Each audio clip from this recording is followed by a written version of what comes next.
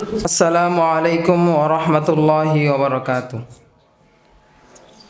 ইন্নাল হামদালিল্লাহ ওয়াসসালাতু লিআহলিহা আম্মা বা'দ। ফাকালা রাসূলুল্লাহি সাল্লাল্লাহু আলাইহি ওয়াসাল্লাম আল ইয়াওমা আকমালতু লাকুম দীনাকুম। ওয়া ক্বালা রাসূলুল্লাহি সাল্লাল্লাহু আলাইহি ওয়াসাল্লাম মান আহদাসা ফি আমরিনা হাযা মা লাইসা মিনহু ফাহুয়া রাদ্দুন আও কামা ক্বালা আলাইহিস সালাতু ওয়াসসালাম। আলহামদুলিল্লাহ, ইদ্রিসিয়া দারুল মুতাআলা কর্তৃক আয়োজিত বাৎসরিক অনুষ্ঠানে উপস্থিত আছেন সম্মানিত সভাপতি, বিজ্ঞ বিচারক মণ্ডলী এবং আমার সামনে উপস্থিত বাংলার দূর দূরান্ত থেকে আগত এক ঝাঁক এলেম পিপাসু ছাত্র ভাইয়েরা।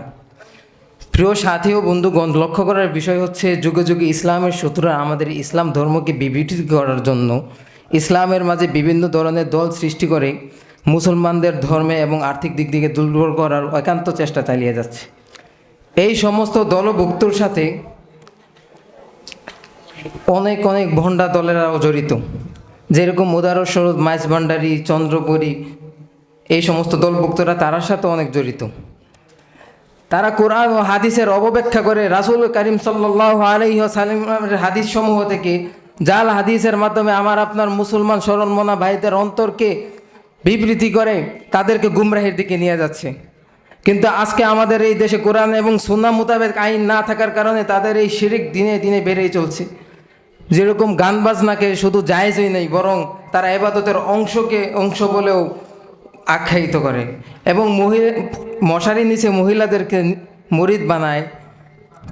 শুধু তাই নয়, কবরকে সেজদা করা, কবরের মধ্যে বাতি দেওয়া এবং পীরকে খোদা বলে বিশ্বাস করা, মুরিদের স্ত্রীকে পীরের জন্য হালাল ভাবে মনে করা, নাউজুবিল্লাহ। সংগ্রামী প্রিয় সাথী ও বন্ধুগণ, তারা শুধু এই শিরিকের মধ্যে ক্ষান্ত হয় নাই, বরং এই সমস্ত লম্বা পাগড়ি এবং আল খাল্লাওয়ালা মূর্খ পীরেরা এই দেশের মধ্যে মিলাদ কিয়াম নামক এক বেদাত সৃষ্টি করে আমাদের পথকে গুমরাহের পথের দিকে নিয়ে যাচ্ছে। তারা বলে যদি কোনো মুসলমান মিলাদ কিয়াম না করে সে কিনা রাসূল সাল্লাল্লাহু আলাইহি ওয়াসাল্লামের খাঁটি উম্মত হতে পারে না। আমরা যদি ইতিহাসের দিকে লক্ষ্য করি, রাসূল করিম সাল্লাল্লাহু আলাইহি ওয়াসাল্লামের পর থেকে নিয়ে সাহাবায়ে কেরাম, তাবেঈন, তাবেঈন, হক্কানি উলামায়ে কেরাম, আজ পর্যন্ত কোনো ইতিহাসে কোনো আলেম উলামা এই মিলাদ কায়েম করে নাই রাসূলের ভালোবাসার জন্য। সুতরাং এই মিলাদ কায়েম ইসলামের কোনো অংশ হতে পারে না। এই মিলাদ কায়েম একটি বেদাত, আর কিছুই নয়। রাসূল করিম সাল্লাল্লাহু আলাইহি ওয়াসাল্লাম হাদিস শরীফের মধ্যে বলেন, মান আহদাসা ফি আমরিনা মা লাইসা মিনহু ফাহুয়া রাদ্দুন।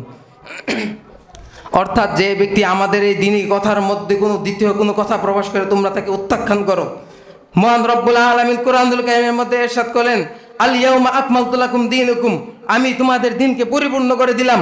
অর্থাৎ আল্লাহ পাক রব্বুল আলামিন হাদিস এবং কোরআনের মাধ্যমে সম্পূর্ণ দ্বীনকে শরীয়তের দৃষ্টিতে যা নিয়ম কানুন বলে দিয়েছেন, এর বাইরে যদি কোনো নিয়ম কানুন কোনো কুলাঙ্গার দাবি করে, সেই কুলাঙ্গারকে মা লাহুম ফিল ওয়াতনি, এই দেশের মধ্যে তাদের ঠাঁই হবে না। এই দেশ থেকে তাদেরকে চারবিটা করে বের করবো ইনশাআল্লাহ।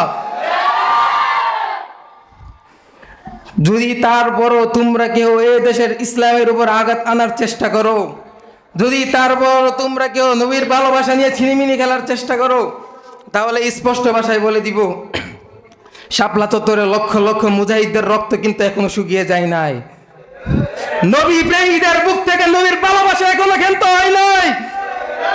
সুতরাং যদি আবারও ইসলামের উপর কোনো কুলাঙ্গার হস্তক্ষেপ করার চেষ্টা করে, যদি আমার কোনো কুলাঙ্গার নবীর হাদিসকে নিয়ে চালাইতি করে, এই দেশের লক্ষ কোটি তাওহীদি জনতা ৫৬,০০০ বর্গমাইল ইঞ্চি জমিনকে অচল করে দিয়ে এই দেশ থেকে বন্ধ এবং সকল দূতাবাসকে তাড়ানোর জন্য নিজের বুকে তাজা রক্ত পর্যন্ত ঢেলে দিতে প্রস্তুত থাকবে ইনশাআল্লাহ।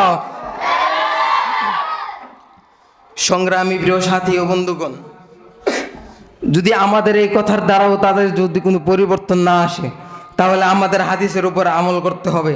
রাসূল করিম সাল্লাল্লাহু আলাইহি সাল্লাম হাদিসের মধ্যে বলেন, মান সাব্বা নাবিয়্যান ফাকুতুলুহু, যদি কোনো ব্যক্তি আমার সম্বন্ধে মিথ্যা কথা বলে তোমরা তাকে কতল করে দাও। যদি তারা আমাদের কথা সোজা আঙ্গুলে না শুনে, বাংলার প্রবাদ আছে সোজা আঙ্গুলে কি উঠে না, আমরা তাদের কাউকে এই পৃথিবীর জমিনে বেঁচে থাকতে দিব না ইনশাআল্লাহ।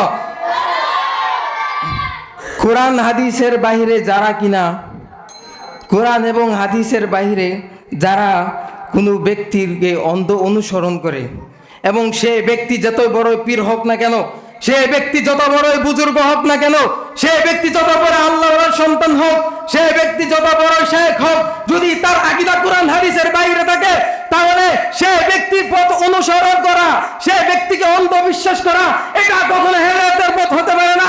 এটা একমাত্র জাহান্নামের পথ, এটা একমাত্র ইবলীসের পথ। বলেন ঠিক কিনা? সংগ্রামী প্রিয় সাথী বন্ধুগণ, এই সমস্ত বন্ডাদেরকে কুরআন ও হাদিসের বাইরে যে সমস্ত মাজার আছে আমাদের দেশে, সবগুলো মাজারগুলিকে বাংলাদেশ থেকে ভেঙে চুরমার করে দিতে হবে। যে সমস্ত পীরের আকীদা কোরআন ও হাদিসের বাইরে, তাদের খানকাকে আগুন দিয়ে পুড়িয়ে জ্বালিয়ে দিতে হবে। যে সমস্ত পীরদের আকীদা কোরআন ও হাদিসের বাইরে, তাদের আহকাকে কোরআন দিয়ে জ্বালিয়ে এই দেশ থেকে বিতাড়িত করতে হবে ইনশাআল্লাহ। আল্লাহ পাক রব্বুল আলামিন আমাদেরকে এর উপর আমল করার তৌফিক দান করুক। ওয়া আখিরু দাওয়ানা আলহামদুলিল্লাহি রাব্বিল আলামিন।